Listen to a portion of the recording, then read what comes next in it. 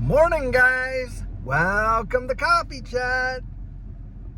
Well, guys, amazing Friday. I'll tell you what, things are looking really good in the markets. Everything's kind of like practically green right across the board. Can't miss it. Gotta love days like that, especially going into the weekend. And guys, today is Good Friday. And boy, I'll tell you, do we have so much to be thankful for. And having said that, when you think of the price that was paid for the liberty that you and I can have in Christ and also in these countries around the wide world, what our forefathers fought and died for so that we could have the ability to express our thoughts, opinions, views, and look, life, liberty, and what else? The pursuit of happiness, guys. Truly mesmerizing. Now, having said that, I was reading an article on the hedge today, and this one truly blows my mind, and it's coming from my home country in Canada. And the report was talking about the Royal Canadian Mounted Police, which is our federal police force in Canada, the RCMP, have come out and they've had this heavily redacted report that they have been now made public. And in this report, it's talking about them warning the government because of the impending civil unrest that is going to come about with a major recession and economic collapse on the horizon. Now think about this. Wow.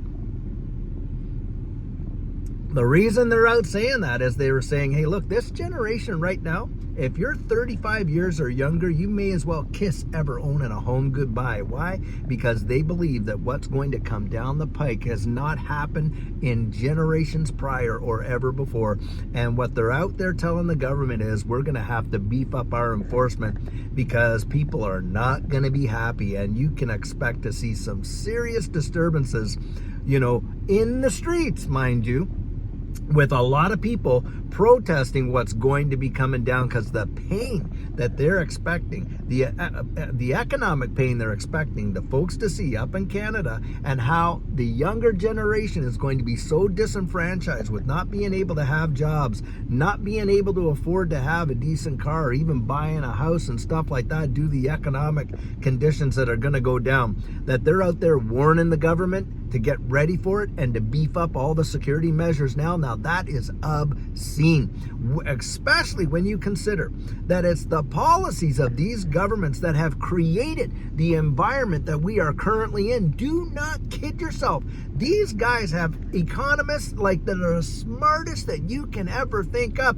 And they have people out there looking at this situation, and boy, do you think they did not know back there when all that helicopter money with the whole this thing going on coming down, what the financial result was going to be and the tight squeeze that they planned on putting on people and stuff like that? Guys, they knew. They absolutely knew. But that is the name of the game. They wanted to inflate it, and they had an excuse, and boy, did they ever maximize that opportunity. And to push it till the balloon literally bursts. That's what I've always come out and said, and that is exactly what's going to go down. And don't think that Canada is the only one. And by the way, this was a secret report that was absolutely obtained through a FOIP request, a Freedom of Information, request, and then they redacted the dickens out of it, enough though that you could piece together what the actual report was about, and this was what it was about. Now, do you not think that the UK has had reports like that with their MI5 or 6 or whatever? Or how about Australia and those guys? How about here in the United States? I'm reading an article how the FBI is going door to door, knocking on people's doors, questioning them about social media posts and stuff like that because of the civil unrest that may cause. And when the person said, what are you doing this for? They come back and said, well, we're all just trying to keep everybody safe. Oh, really?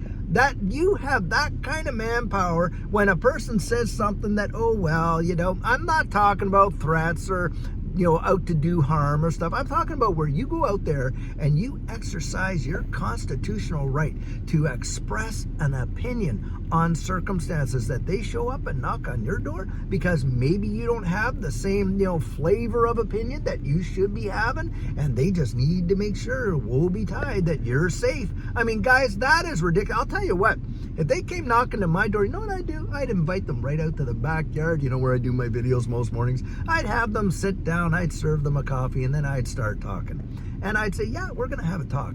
Now, I want you to read this little piece of paper right here. It's called the Declaration of Independence. What do you think about that? Boy, isn't that, kind of subversive? Can you believe that people would have the audacity to make those kind of claims against, an established government? Wow, isn't that those guys? Boy, I'll tell you what. When you think about that, isn't that almost seditious? We need to do something big time. That's what I would do, because that's exactly what's going on, guys. They are not adhering to a faithful allegiance of what the law is in this country. And other countries, even in Canada, they do have a constitution that protects the freedom of speech and association and all that kind of stuff. But guys, these governments, they cannot stand the fact that we as citizens can literally, go out there and make our concerns known. It is we the people. And think about this. They work for us. We do not work for them. And these permanent bureaucracy agencies like the SEC, let's put that one into perspective. You got the SEC out there playing absolute czar and bullying this space in an amazing way. I mean, there is no allegations of fraud. There are no allegations of mishandling of funds. There's no allegations of any of that. And yet they're out there attacking Ripple full force. It has nothing to do with protecting the retail investor, guys, because the very actions of the SEC themselves have hurt the retail investor. I want you to think about this. Back there in 2020, December of 2020, just before that, there was a big push for the Flare airdrop. And a lot of people were FOMOing in to XRP so that they could be participants of that snapshot. Do you think that the SEC got out there and warned the public that, hey, look, we're on the point of doing an investigation, that haven't wound it up yet, but we're looking at this deep and you may want to consider that? Not on your life. They did not say a dang word. And then after the snapshot, and once a lot of people just FOMO'd in a big way, boy, they dropped the lawsuit then, right? Do you know the price of XRP dropped from 50, 60 cents, bam, all the way down to 17.48 cents? Do you know how many retail investors that absolutely crushed? You better believe it, guys. Do not, as far as I'm concerned, the whole thing was done with sheer intention. And that's what I'm talking about. These guys, they pledge allegiance to uphold the principles for which these nations were founded, and God bless the men and women that sacrificed so that you and I could enjoy the freedoms that we have. We cannot acquiesce. Now, I'm talking about going out there and exercising your free speech and getting your voice heard. Thank God for people like John Deaton, who is absolutely challenging the incumbent in that seat in Massachusetts so that we can put an end to this. Some of these people have been in office for over 40, maybe 50 years, and it seems to me they are more concerned about lining their own pockets than they are about really upholding what the principles of this nation stand for. One of the greatest, if not the greatest nation on earth in terms of personal liberty. Because, guys, I'll tell you what, no other political system has ever gone through what this country here in the United States has gone through in that regard, in the sense that, look, you had a general successfully petition a revolution in this country and walked away from that power. He became president and he walked away from that. And subsequent to that, the subsequent presidents all the way, and the whole idea that we the people get to vote these guys in, they're accountable to us. That's what's going down. And here we are. We're in a major election year, guys. Do not squander that liberty to go out there and get your voice heard. It does not matter who you vote for. Just get out there and do it and vote. When you have an opportunity, you get out there and do it, because, guys, if not, then you just may as well sit back and acquiesce to everything that's going down. That's the way I kind of see it now. I know that's a bit of a rant, to be sure. And I myself am not against law enforcement whatsoever. In fact, I support them in a big way. We have people in our family that are big-time law enforcement. I spent 25 years, as a federal officer in the tax department over there in Canada. And guys, I do believe there has to be some standard and rule of law, to be sure, but we gotta be out there, supporting the rights and the constitutional ideals that back that law. The law is there to support the Constitution and to support people in that.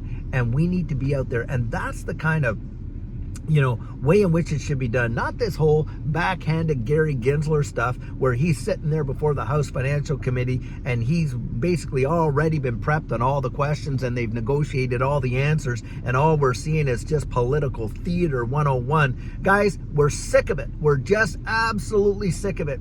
And it is okay for you and I to get out there and voice our concern. I want to see men and women in blue that really do support the Constitution. I want to see people working for the FBI, the CIA, the NSA, and all the rest of them. I want to see people in there, but with a heart that really believes in the principles that this nation was for and is out there to defend it to the nth degree. I support that 100%. What I don't support is all of this nonsense and this backhanded dealing, making sure a select group, they get to really profit while the rest of us suffer. Can you imagine having the RCMP in Canada go out there and put out a report, a secret report to the government that, hey, you better beef up security because all these policies that you put in place that caused all this pain and this recessionary result, well, we're going to see some big time civil unrest and you better prepare for it. That is absolutely obscene in my view.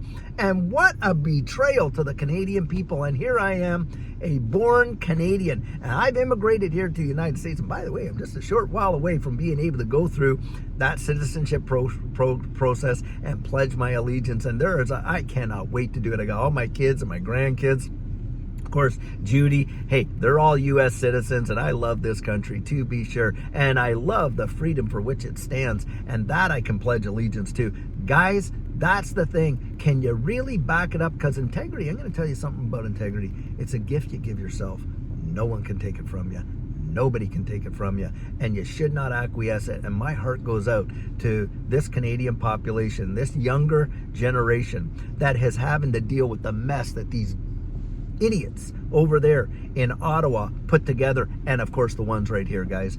Don't think that this is not a planned implosion, because in my estimation that is exactly what it is. And that's why I'm always encouraging people, you get out there, you get your voice heard, do it in a very respectful, God-honoring way, but do not sit back and acquiesce to mediocrity and complacency. Be a part of history. Don't just be a spectator of it.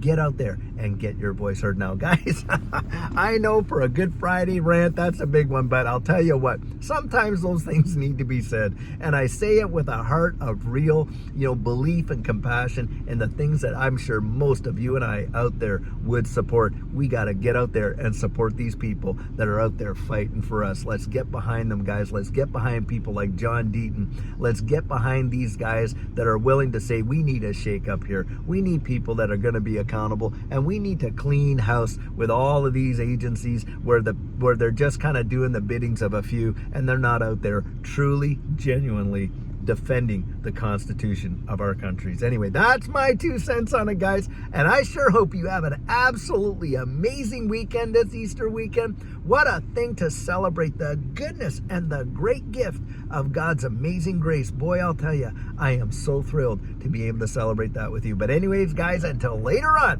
when we have a fabulous video for you, have a great one and take care.